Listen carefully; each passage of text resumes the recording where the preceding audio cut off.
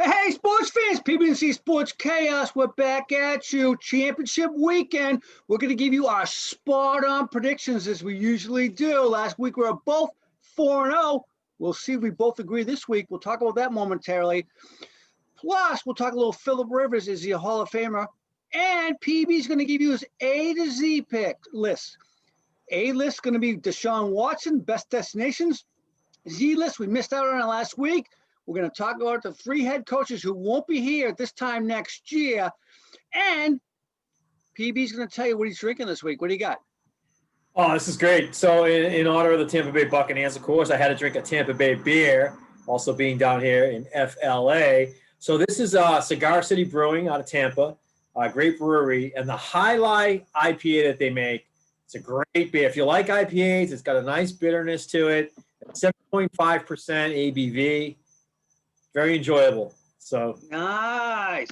All right. And I got I'm sporting the Brady shirt too, the Tampa Bay but Brady shirt going. Got the little TB12 and got the Keep Going logo. Well, if he wins the Super Bowl next year, that shirt will say Tampa Bay, I think. Yeah.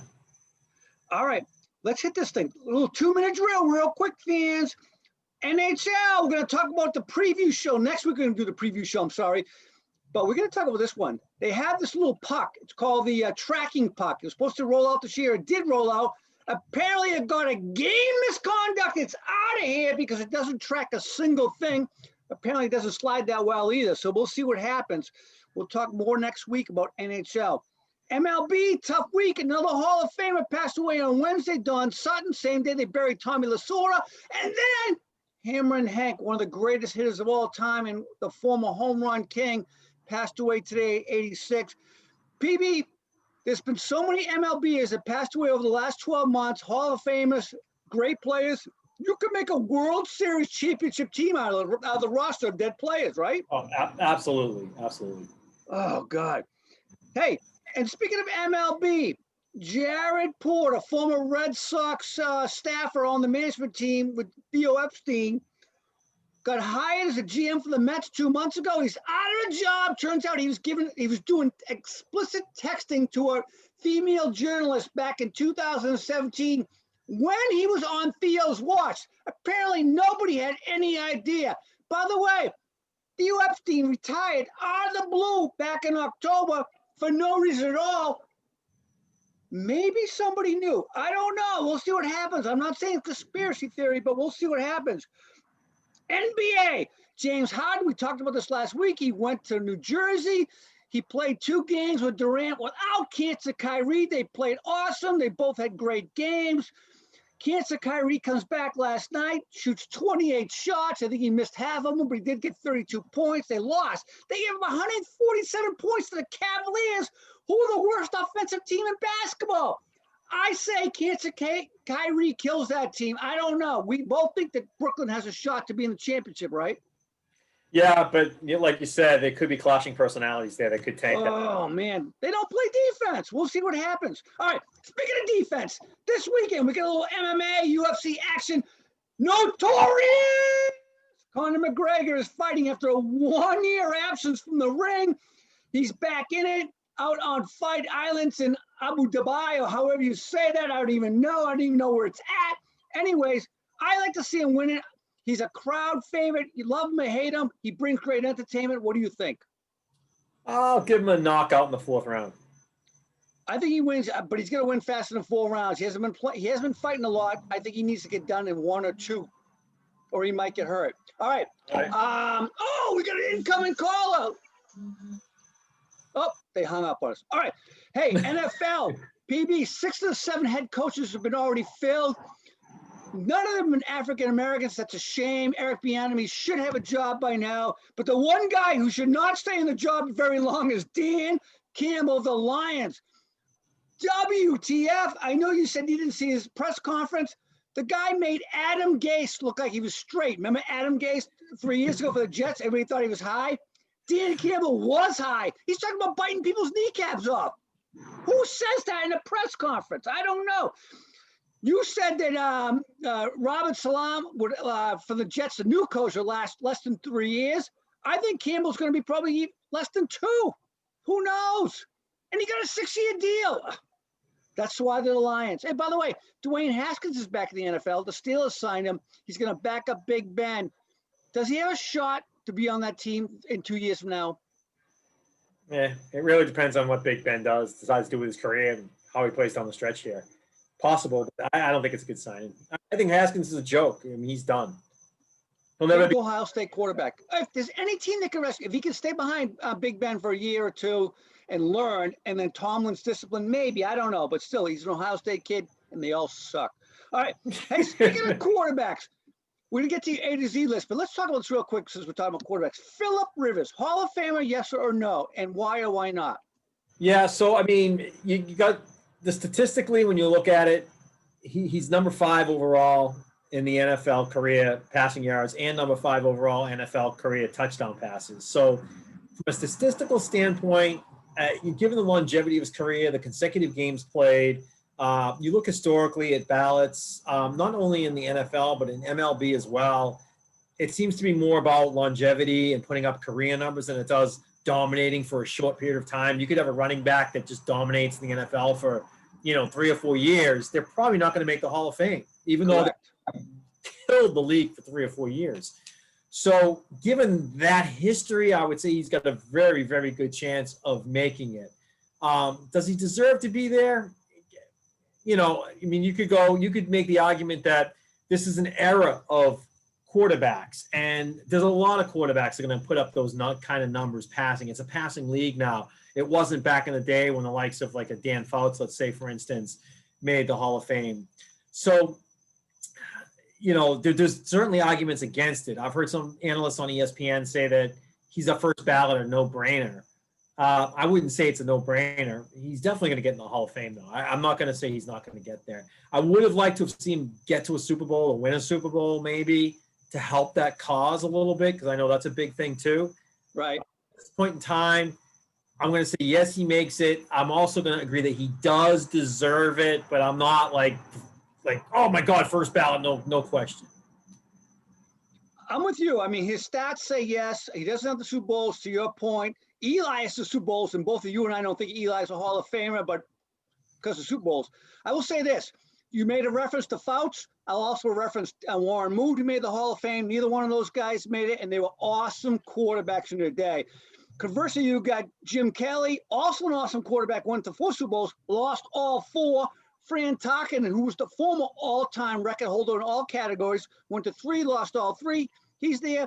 You just can't say the Super Bowl is the criteria at the end of the day, because otherwise we get to put Trent Dilfer and Brad Johnson in the Super Bowl, right? Good point. Oh, God. All right. Let's talk about the other quarterbacks. One quarterback in particular, your A-list this week, Deshaun Watson, wants out of Houston. Where does he go? The best place for him, and where does he go in your mind? Yeah, so, I mean, if you look at best place for him to go, where he can go and have instant success and make an immediate impact on a team that could potentially contend for a conference final, I would say San Francisco would be number 1 on that list. San Francisco certainly has a great defense. They have good offensive players. They have good young players on offense. Both sides of the ball could be one of the better teams in the NFL. They got decimated by injuries this year, but great head coach, great situation. Jimmy G has not proven that he can stay healthy for a year. I think you bring Deshaun in there and he makes an immediate impact. So San Francisco, definitely number 1. All right, that's 1. Number 2, Miami Dolphins. Again, Brian Flores has done a lot of good things with that team. The defense is the real deal. One of the top defenses this year. They're only going to build on that with a defensive mindset. Their offense is improving. Tua did some great things there, but just imagine Deshaun in there with all the experience he has. Not to mention the fact that they got a ton of draft picks in this coming draft. They have more draft picks than any other team in the NFL, and they have a couple first-rounders as well. So I think they're in a great position to succeed, and if they get a guy like Deshaun in there, that could be an immediate – they could be a Super Bowl contender with them. Okay. Wow, okay. And then my third one is Indianapolis. Now that Rivers is retired, they need a quarterback. Yep. Rivers is out, so Frank Reich, who's a ex-quarterback mindset, I think he could welcome him in there. We said all year long that they were probably one of the better teams in the NFL when you look at both offensive and defensive lines in the trenches. So they got the pieces there. Michael Pittman Jr. We had a great year as a receiver, and I think he's up and coming. So I would say Indy's is his third best place to land there. So those are all great destinations, but I don't know if any of them have the draft capital. So where's the reality? I think the reality, I still put San Francisco on that list. I think San Francisco is certainly a reality for him. Okay. But I would introduce Chicago into that equation in terms of a place that he is more likely to land. Again, good offensive weapons there that could complement. It's always been about they haven't found the right fit for quarterback there. And Trubisky, as much as he's done, he hasn't really taken that team to the next level. So I think Deshaun Watson can do that. I think he'll work well with Matt Nagy. So I'm going to put that as one of the teams as a likely place for him to land. And the third one, I'm going to give the Patriots a little nod here. I think could certainly use a guy like Deshaun. I think it's a likely place for him to land. They got to go after a quarterback, and he's a franchise quarterback. He still has enough years in him that he can make an impact on that team. So those are my plans for Deshaun. I don't know if they have the draft capital, but they certainly will have the salary cap next year. Wow, that's an interesting one, PB. That's very creative. All right, man. I like it. All right. Good picks. Z-list, head coach is not to be here next year. Yeah, so I'm going to go 3-1 on this one. First, number 3 is Vic Fangio for the Denver Broncos. You're out of here. Yeah, that's a storied franchise. They have a lot of success there, but they haven't been able to get it done with the QB as of late, probably the last decade. They just haven't landed a right QB there. With Elway kind of running the show over there, you would expect more to happen there. So he could be on the hot seat too. Who knows? But he already is. That's why he's getting his powers taken away. Yeah. So he's gonna be like the Queen of England going forward. Yeah, and this team has a decent defense, a formidable defense for sure. They got to get into the playoffs next year for him to keep his job, and maybe even have to win a game for him to keep his job. Okay, I see that one. Yeah. Number 2, I'm going to go Mike Zimmer, Minnesota Vikings. Again, another team that has a great offense.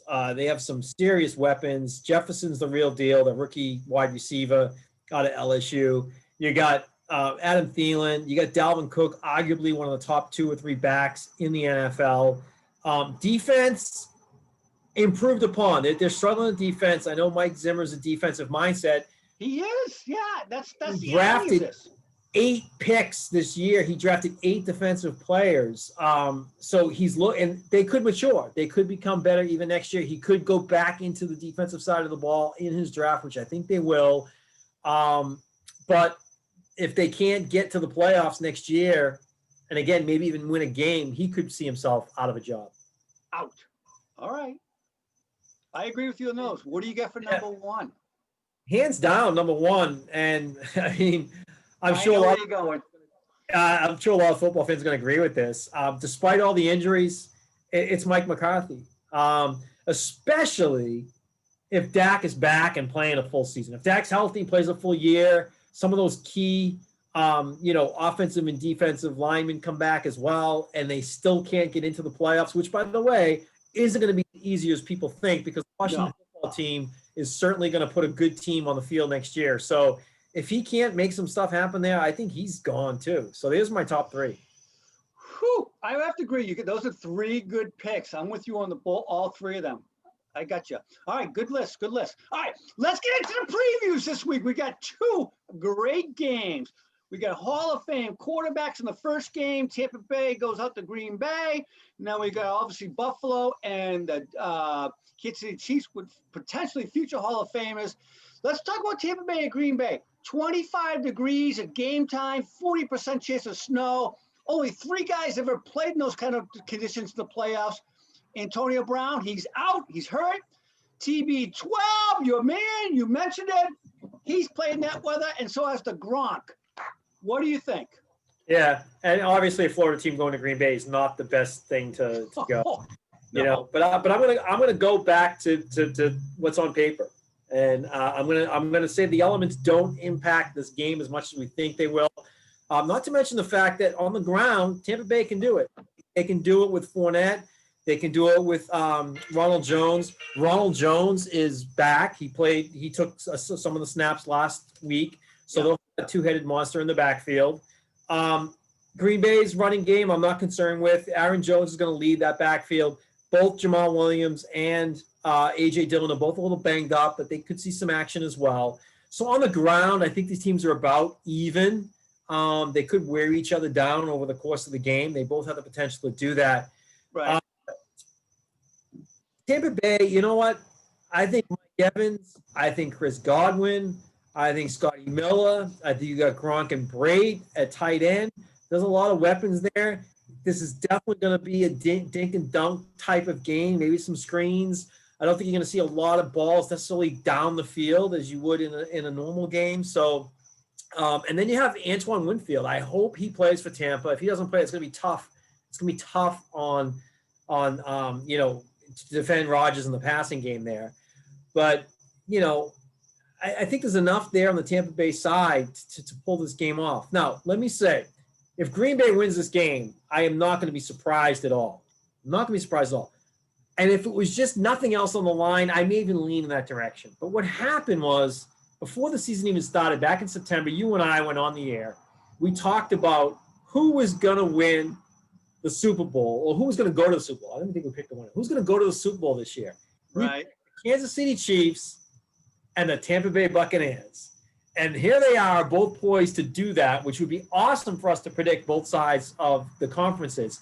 And I don't want to veer from that. I just don't. As much as I think Green Bay really is a legitimate shot here, I just think there's a little bit of magic left in TB, winning with another team, the way he's running that offense right now. I just feel good about it. And I'm going to go with the Bucs. I'm going to go with the Bucs in this game.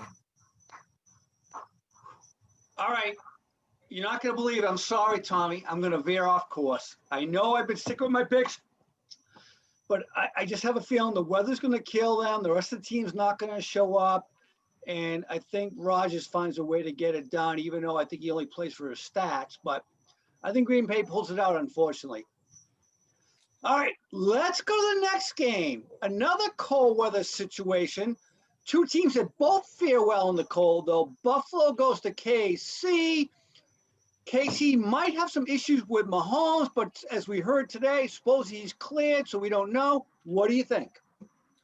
Yeah, I mean, if Mahomes is cleared and ready to go, it's going to be hard for me to pick against Kansas City. I mean, I said in a previous show I wasn't going to pick against them all the way through the Super Bowl if Mahomes is playing. So Mahomes doesn't play, I think KC's done. Last week my prediction was KC and Cleveland would kind of hang in there the first half, and then KC would blow them out in the second half. Well, they hung in there the first half like I predicted, but they didn't blow them out in the second half, and that's because Chad Henne was at quarterback. So assuming Mahomes in there, I predict something to be very similar this week. They're going to have a close first half, 14-10, 17-13, KC at halftime kind of deal. And then KC's just going to run away. I think they'll win. I think they'll win by double digits. Now, why do I think that? Well, first of all, their running game, I'm not concerned about. Darrell Williams can fill in very nicely for CEH if CEH can't go. If Clyde Edwards-Helaire is ready to go, that just gives them an extra weapon and an extra thing on offense. I agree. Sammy Watkins is also still a question mark. But again, if he doesn't go, having McCole Hardman is your number two. You still have DeMarcus Robinson in there. And, of course, Tyreek Hill is your number one. And then you have your ultimate X factor in Kelsey as far as the pass catcher goes, just taking that team to where they need to be. So I don't think Buffalo I know Beasley's been hurt. He's going to play. Diggs is I know he has an oblique, but he's going to play, of course, and he's going to be spot on. I'm not worried there. We know Zach Moss is off is out as far as the offense goes, which means Singletary is going to have to carry that team out of the backfield. I just don't think there's enough firepower there in the end to win this game. So I'm going to go Kansas City, and I'm going to go Kansas City big by double digits. I'm with you as long as Mahomes starts. And I will say this. If he starts and only lasts one drive, the game changes. Because I don't think they can win with Henne if he has to play 3/4 of the game. And I will say this. If I'm a defensive player for the Buffalo Bills, I'm taking a target penalty on the first play. I'm going right for his head. I'm knocking Mahomes out. I don't care. That's me. By the Bounty way, hunter. He's selling I'm for more concerned bounty. about his turf toe than I am his head right now, though. That's going to hurt him a lot. He won't have any mobility. Yeah, it could be tough. All right, so you got Mahomes. I got Mahomes. As long as he's playing, we both agree if he's in, they win easily. I think I'm with you on that one. You like Tampa Bay. I wish I could stick with Tampa Bay. I didn't expect them to play Green Bay in the championship game because remember, I had Green Bay being a wild card. I got to think Green Bay wins this thing in the weather. Well, I'll tell you what. With this is the 12th. There's 12 games. It's been 6 weeks. 6 games the first week, 4 last week. Out of those 10 games, you and I picked the same exact 10 winners. We went 8-2.